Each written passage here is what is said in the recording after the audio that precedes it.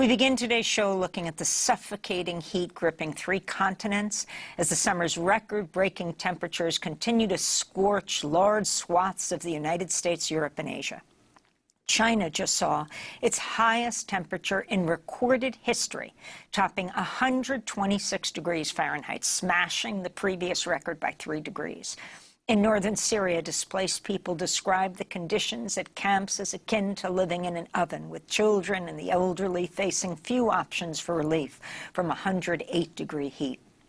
Meanwhile, a third of people in the United States face excessive heat warnings or advisories this weekend, and Europe could record its hottest day ever this week.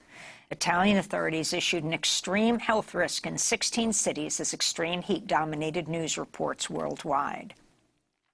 As you can see, there are lots of tourists here in Italy, and some of them have collapsed in the last few days because of heat strokes. And that includes a British tourist who passed out in front of the Colosseum. In Spain, thermal imaging resembles the sun as ground temperatures reach a blistering 140 degrees. Forest fires ripped through the Spanish island of La Palma, destroying homes and displacing hundreds. More than 1,000 miles away, the heat fans the flames in Croatia as well. Water temperatures off the coast of Florida are hitting some of the highest levels on record, creating a dire situation for the coral reefs. We are in Phoenix, Arizona, talking about the scorching heat. Now, it's not just here in Arizona, but we're outside of Valleywise Hospital, where they're talking about an influx in patients suffering from all kinds of heat-related illnesses. We're talking about heat stroke, we're talking about heat exhaustion, as well as third-degree burns. The heat wave in Arizona is on track to break the previous record of 18 straight days of temperature surpassing 110 degrees Fahrenheit in Phoenix. Extreme heat now kills more people in the United States than any other extreme weather.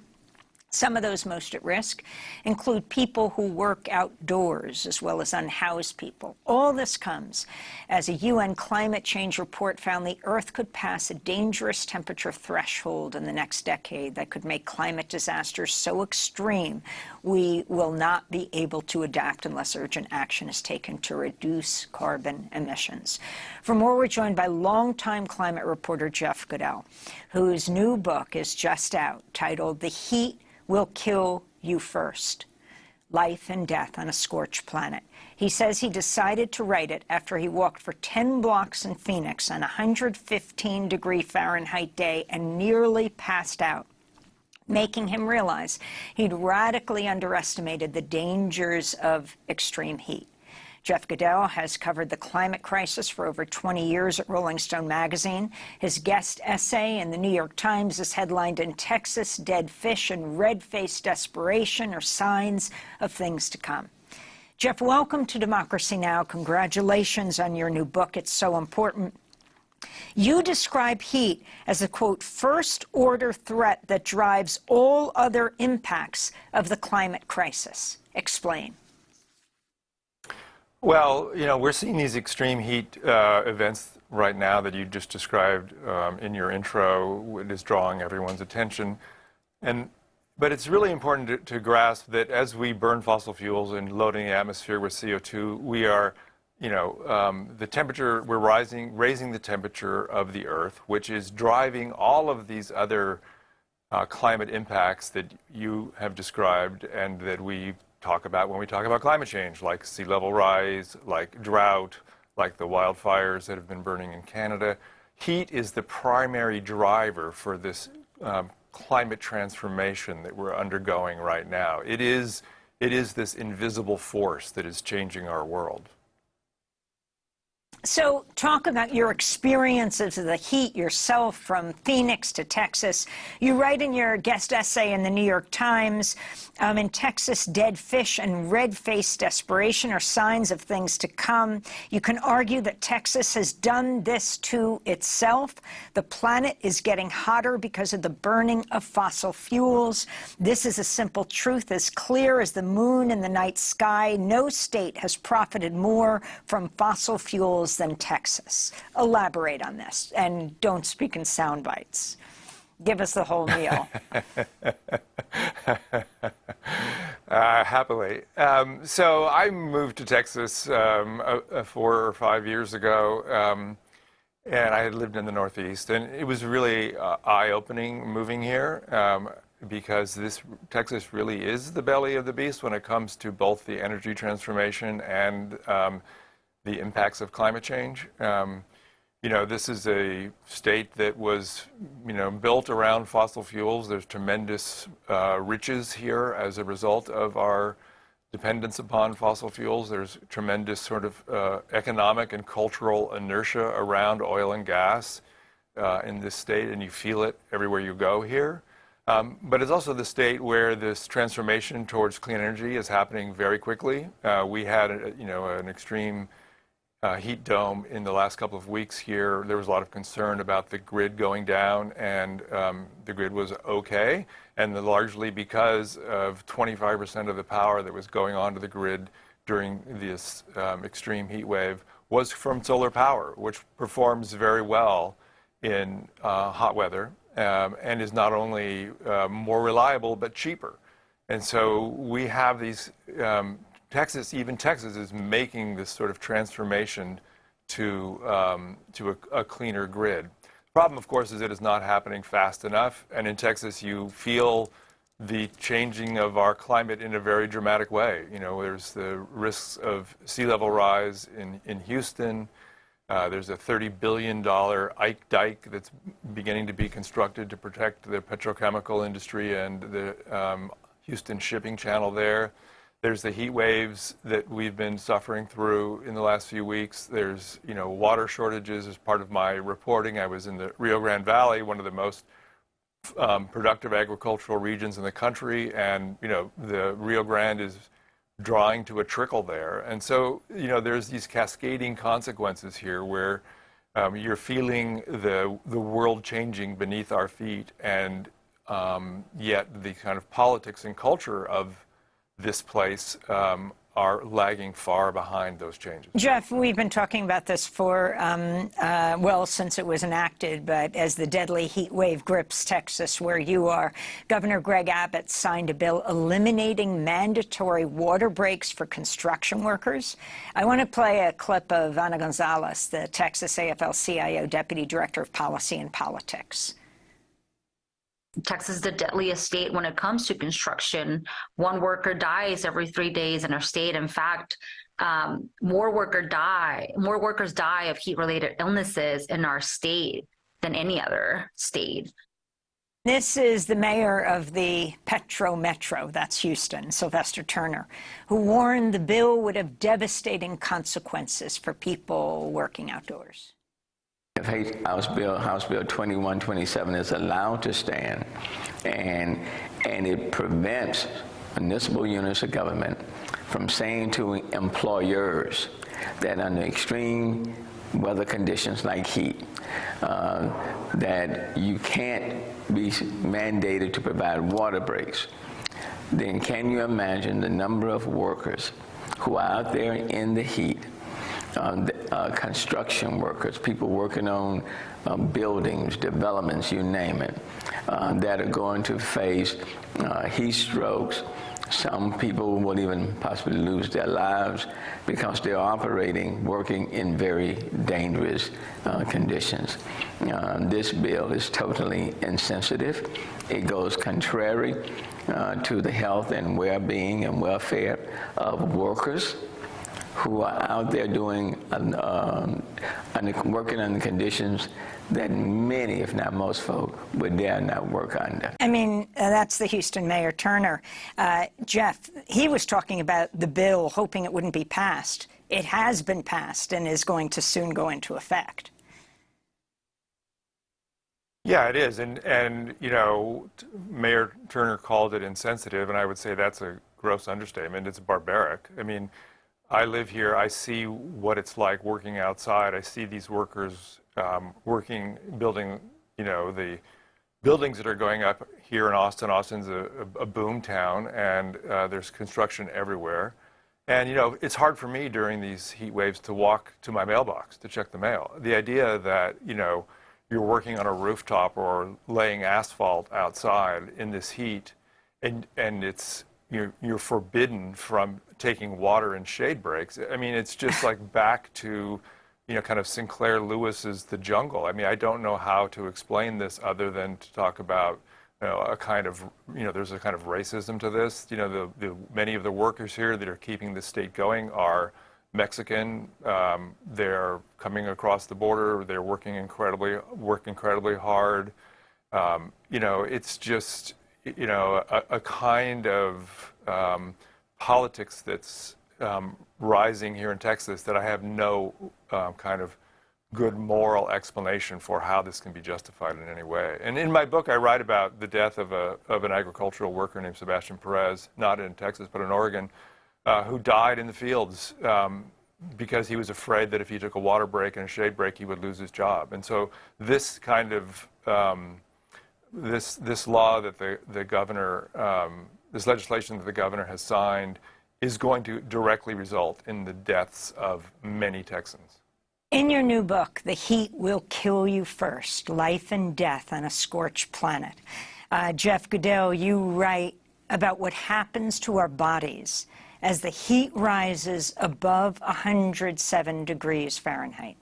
You say as the heat rises, the proteins unfold and the bonds that keep the structures together break. At the most fundamental level, your body unravels. Your insides melt and disintegrate. You're hemorrhaging everywhere.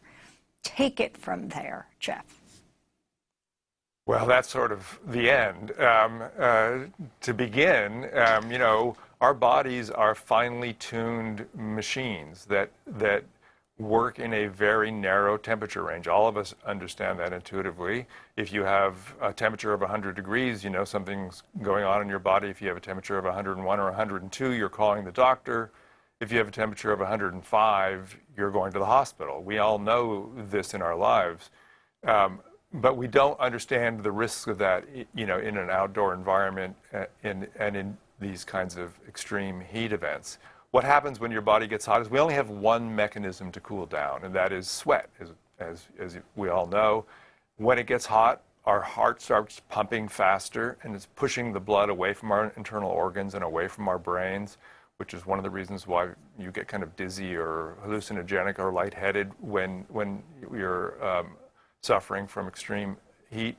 And as it pushes the blood away from the internal organs towards our skin to cool off through sweating, it puts enormous strain on a heart. And so a lot of people who are the most vulnerable to heat are people who have heart conditions, circulatory issues, taking medications that are related to that. And your body is in this sort of desperate attempt to dissipate this heat. And when you're an outdoor worker, when you are in an environment that your body just can't sweat enough, or either because you're not drinking enough water and you loses the ability to sweat, or you just simply can't kind of dump enough heat out of your body to keep your internal body temperature from rising above 101, 102, 103, 104, 105, then the things start happening that you described, which is you're literally the membranes of your cells begin to melt. The proteins that control the functions of those cellular structures begin to unfold, and your body kind of literally melts from the inside. And it's a horrible way to go, and it's something, most people who die of heat stroke don't get that far. It's usually a heart attack or something like that that is the cause of death. But it's also one reason why heat mortality is dramatically underestimated in our accounting of it, because unlike a knife or a gunshot, there is no kind of heat wound when someone dies from extreme heat. So a lot of people die of heart attacks or other circulatory problems, and they're never diagnosed as heat deaths. And so these sort of mortality numbers that you were citing in the opening and that I cite in my book are widely understood to be grossly underestimated. New York Times op-ed, if there's one thing we should understand about the risks of extreme heat, it's this. All living things, from humans to hummingbirds, share one simple fate. If the temperature they're used to, what scientists sometimes call their Goldilocks zone, rises too far, too fast, they die. Talk about the Goldilocks zone, and also talk about why you don't like the term global warming, Jeff. Yeah, the Goldilocks zone is a phrase that scientists use when they're who are looking for life on other planets. What they're looking for is planets that are not too cold, so that what they're looking for is liquid water. And if the planets are too cold, the water is ice. If it's too hot, the water is vaporized and it's gone. So they're looking for this sort of medium temperature planets, this what they call the Goldilocks zone. And I use it in my book because all life on our planet has evolved under this relatively stable climate. Just as we are able to maintain our steady temperature in this sort of given climate zone that we've evolved into, so is it true with pine trees and lizards and polar bears and sharks in the ocean, and all living things have this sort of thermal range that we can deal with. And one of the profound things that's happening as we heat up our planet is we're moving out of that Goldilocks zone, not just for us as humans, but for all living creatures. And so that has profound implications in the sort of distribution of life on our planet. It means that people are going to move, animals are going to move, plants are going to move. They need to migrate to cooler places. And if they can't migrate to cooler places, they die. And it's a very simple truth, and it's one that has enormous consequences for politics. You talked about in your intro about the refugees moving from various countries and the political consequences of that. We're going to see more and more of that. We're going to see more and more changes in disease patterns as animals carrying various microbes move into new places. A simple example of this is mosquitoes. That are very sensitive to temperature, moving into hotter places, carrying diseases like dengue and Zika and malaria with them. We're seeing this in the drying out of forests that are causing these bigger and hotter wildfires that are causing the smoke that is inundated the East Coast in recent weeks. This changes in this sort of Goldilocks zone are profoundly rearranging life on our planet. And that's why heat is such an important force to understand, both in the way that it impacts our body, but also in the way it impacts the sort of dynamics of life on our planet. Have you been shocked by how fast this has happened, and what do you think needs to happen? Yeah, I think anybody who's been watching this covering, talking about climate, journalists like myself and scientists who've been looking at this for a long time are both shocked by two things. One, by how rapid the changes are that we're seeing given the kind of levels of CO2 that we're at, and also by the predictability of it in a certain way. I mean, we've known, ExxonMobil has known for a very long time that as we burn fossil fuels and dump CO2 into the atmosphere, the temperature of the planet is going to rise. And it's broadly, those predictions have been very accurate and held true, and we've known for decades. And the fact that we've done essentially nothing to stop that rise is, terribly disappointing and predictable and surprising, at the same time. And what do we need to do? We need to stop burning fossil fuels because that is what's driving the temperature change on the planet. And we also have to think differently about the risks that we are running. We have to understand something like heat. I think of my book as a sort of survival guide for the 21st century. We have to understand the risks of extreme heat and these extreme events, what to do, how to handle it, who's vulnerable, who's not, how to better address that, how to democratize air conditioning, how to build cities in a different way that incorporates shade, how to address events like extreme heat for the most vulnerable communities, cooling centers, things like that. We have not at all come close to grasping the scale and scope of the crisis we're facing. And that is not alarmist, that is just kind of the straightforward reality of where we are. Jeff and I'm Goodell, very hopeful. We have 10 seconds. I'm very hopeful that we can use this transformation to build a better and cleaner and more healthy world, but we need to really grasp what we're doing. Jeff Goodell's new book is called The Heat Will Kill You First: Life and Death on a Scorched Planet.